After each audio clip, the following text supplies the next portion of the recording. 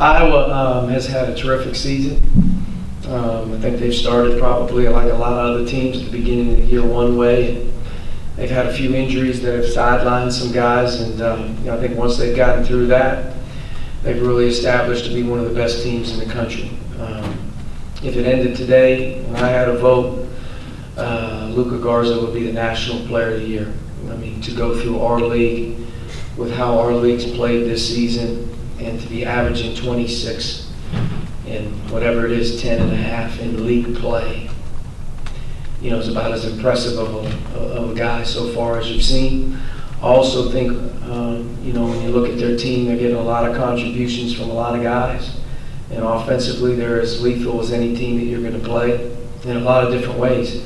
Inside, transition, and outside. Wieskamp, very underrated. Doesn't get the recognition or the credit that maybe some other guys do nationally. But again, another guy averaging 18, 19, 20 a game in our league is just, it's amazing the way they play. They really move the ball. They share it. And offensively, like I said, they've really got their deal. They change their defenses. They can press you.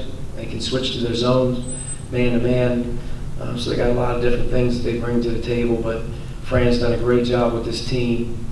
And to me, playing as well as anybody in the league. And they have a guy that could really lead them to a Final Four in terms of how dominant he is right now with how he plays. So one of the best teams, if not maybe the best team we've played all season.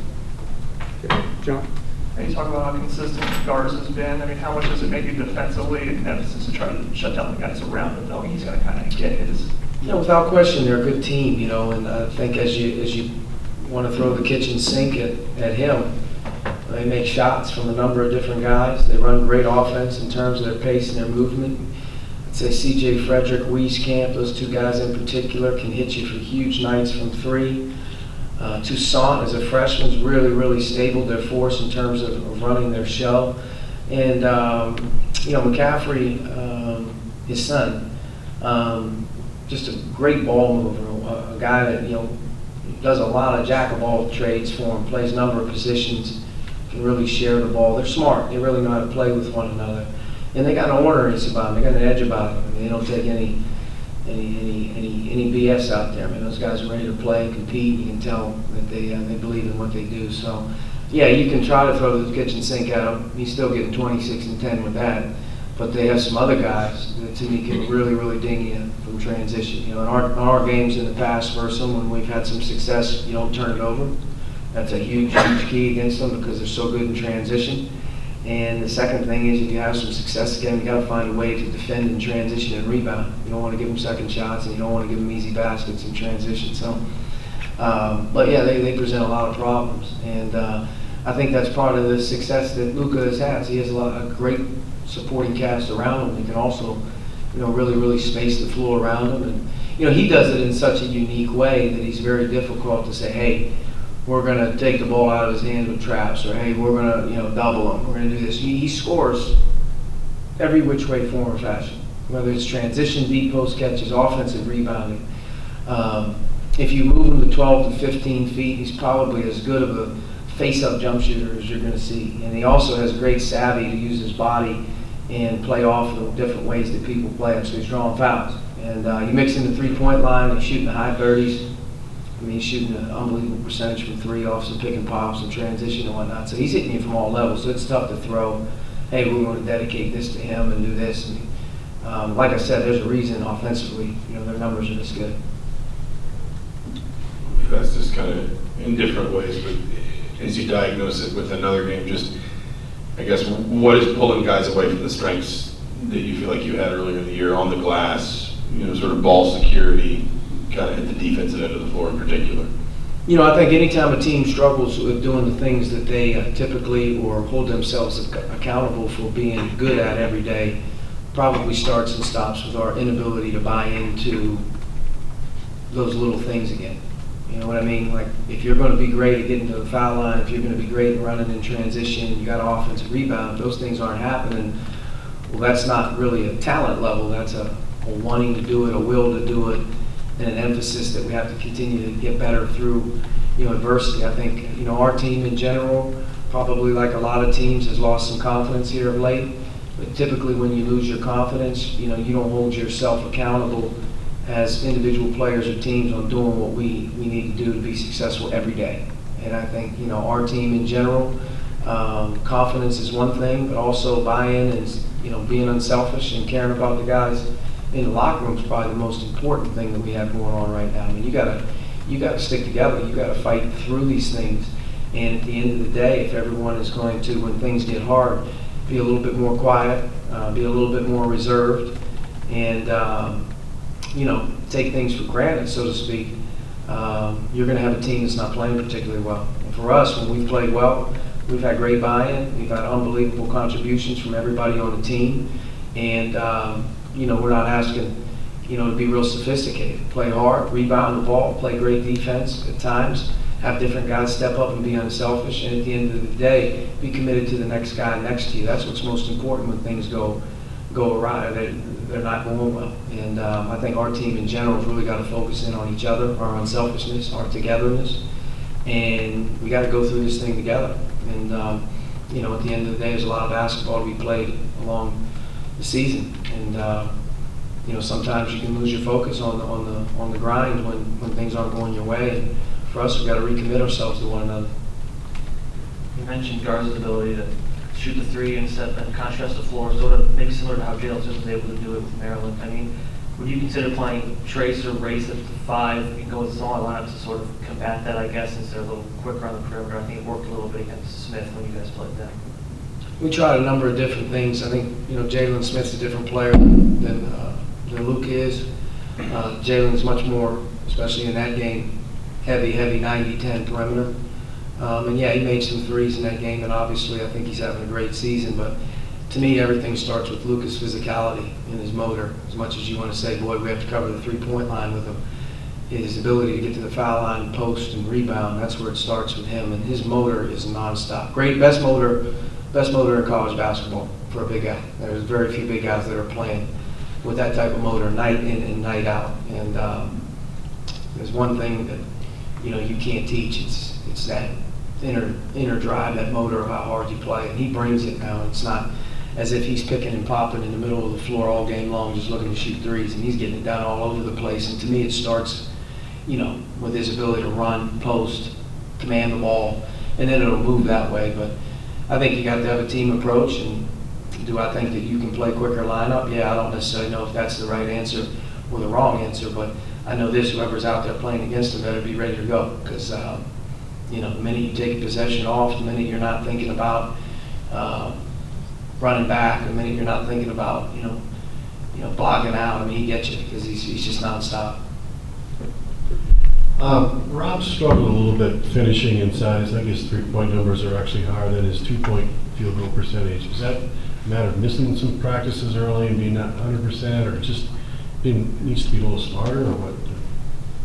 I mean, I think, in general, it's tough to score two-point field goals in our league unless you're getting easy layups. Rob's a pretty good finisher, especially when he has, a lane to get to the rim. He's a physical guy, he can get in there, but I think twos are tough. And he's missed a few easy ones over the course of time. He's also made some tough ones too, but I think just two-point field goal percentage defense in our league, it's tough for guards. I mean, to get to the basket and score.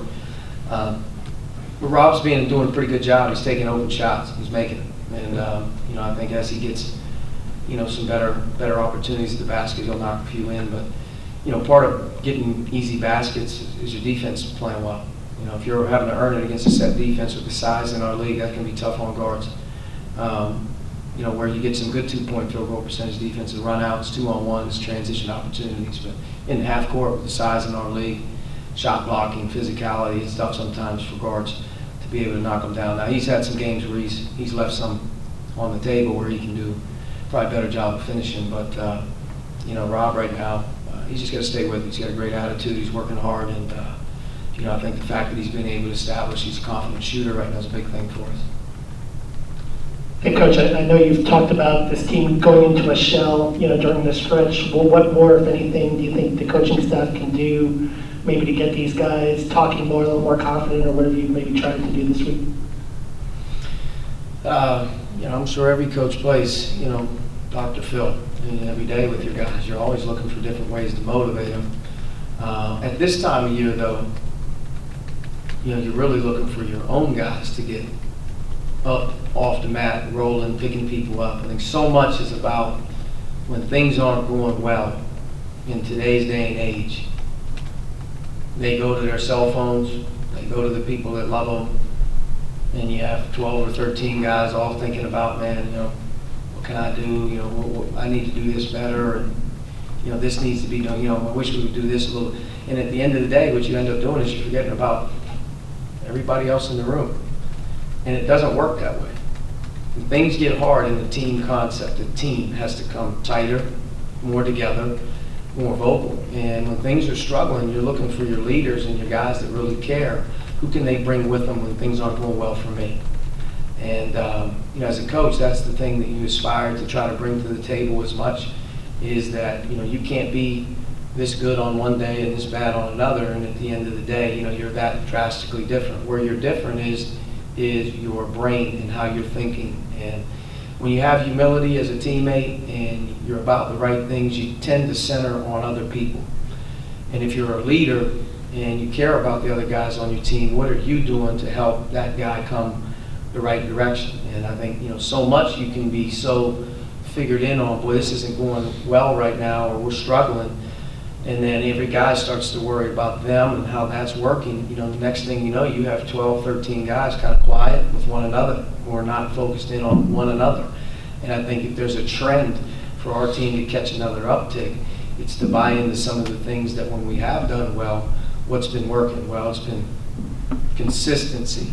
It's been caring about the next guy. It's been overall quality of play by a lot of people, not one person. And sometimes you overcome one guy not playing well when the other guys are all engaged. We need an engaged team with one another. We need our guys really to stick with it with one another, and good things will happen.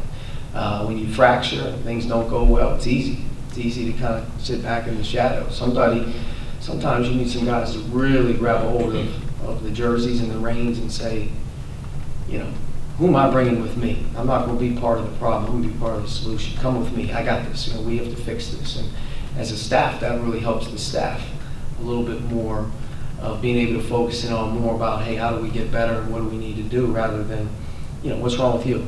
Or what's wrong with you? What's wrong with you? Can I help you? It's more about us. How do we fix us? And when you want to fix us, it's usually a little easier and it works a little better when the us is all bought in and doing the right things and hanging in there. So, long question, long answer, but, you can play a lot of mind games. At the end of the day, though, you got to have a group that's really together, and you have to have a group that's really tough. You watch our league, some teams go on win streaks, some teams go on losing streaks. Sometimes they, different times of the year, it's going to happen, man. It's tough. It's a tough league, and you got to go through it. But you're never going to get out of it unless you do it together. That's the one thing I do know. Quick question, Dustin. I was going to go kind of along those same lines, I guess. Out of the leaders, I guess, who are you going to and saying, grab some people by the jersey, or are you getting the response from those leaders? Who are you? I think so. I think, obviously you have an older crew of guys that have been here together for a little bit. You need those guys to step up and be different.